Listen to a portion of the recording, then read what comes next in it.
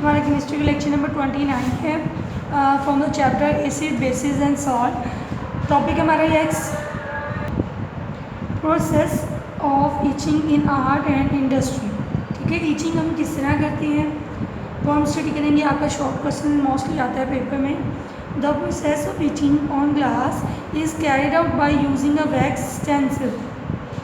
ठीक है, wax stencil use की जाती है। वैक्स होती है एक किस्म की, ये इस वैक्स को हम ग्लास के ऊपर लगा लेते हैं, उस जगह पे लगाते हैं जहाँ पे हम ईचिंग यानी कोई डिज़ाइन नहीं बनाना चाहते, क्योंकि क्या होगा, ये वैक्स क्या करेगी, ग्लास के उस हिस्से को प्रोटेक्ट करेगी। Stencil is placed on area of glass और mirror that are to be saved. ठीक है, मिरर और ग्लास का वो एरिया जिसको आप सेव करना चाहते हैं, जिसको आप डिज़ाइन नहीं बनाना चाहते, वहाँ पर हमने वैक्स स्टेंसिल्स लगा देनी है। द ग्लास और mirror is dipped into hydrofluoric acid. ठीक है, फिर हमने ग्लास को या मिरर को हाइड्रोफ्लोरिक एसिड HF के अंदर डिप कर देना है।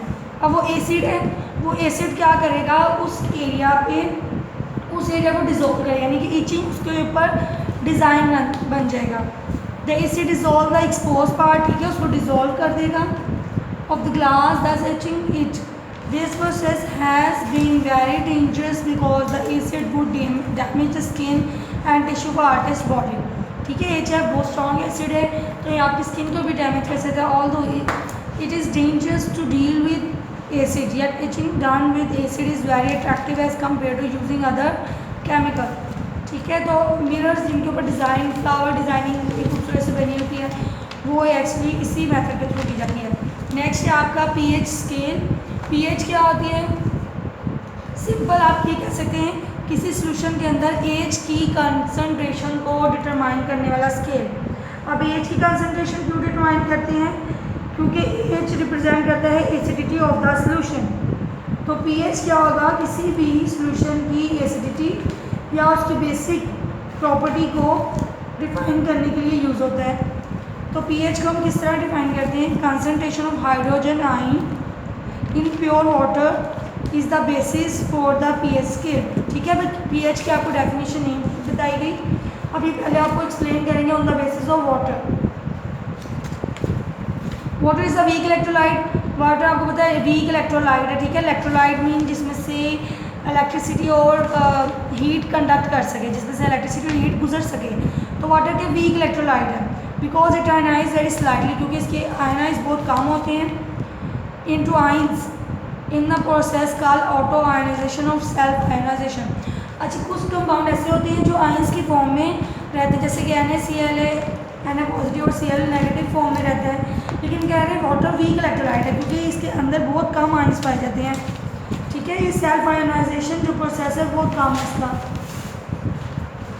तो हम कहेंगे H2O रिवर्सिबल रिएक्शन, यानी कि reversible arrow H positive plus OH negative. अब इक्विलिब्रियम एक्सप्रेशन आप लोग फर्स्ट चैप्टर में स्टडी कर चुके हैं, वो क्या होती है, आप प्रोडक्ट ऊपर लिखते हैं और रिएक्टर नीचे लिखते हैं। तो Kc is equal to H positive OH negative bracket H2O। ठीक है, H2O as concentration of water is almost constant, the above equation में बी रिटन एज। क्योंकि वाटर के ऑलमोस्ट कांस्टेंट मीन क्योंकि बहुत कम आइंस वाटर के बनते हैं, पॉजिटिव नेगेटिव आइंस वाटर के बहुत कम होते हैं, इसलिए हम कहते हैं कि वाटर क्या है, ऑलमोस्ट कांस्टेंट, यानी कि आइंस नेग्लिजिबल है। तो आप ये प्रोडक्ट को इधर Kc के साथ मल्टीप्लाई करेंगे, Kc multiply H2O is equal to H positive OH negative. A few equilibrium constant known as ionic product constant of water Kw। ठीक है, अब इसको K वाटर के साथ रिएक्ट कर रहा है, तो ये अब क्या बन गया, Kw is use instead of product of equilibrium constant and H2O, therefore Kw H positive OH negative. जब हमने इसको H पॉजिटिव OH नेगेटिव की कंसंट्रेशन मेजर की, तो हमारे पास क्या आई, Kw is equal to 1.0 × 10⁻⁻14 at 25 degree. ठीक है, ये वैल्यू आई दोनों की कंसंट्रेशन, यानी H पॉजिटिव की और H नेगेटिव दोनों आयंस की कंसंट्रेशन क्या आई, 1.0 × 10⁻⁻14।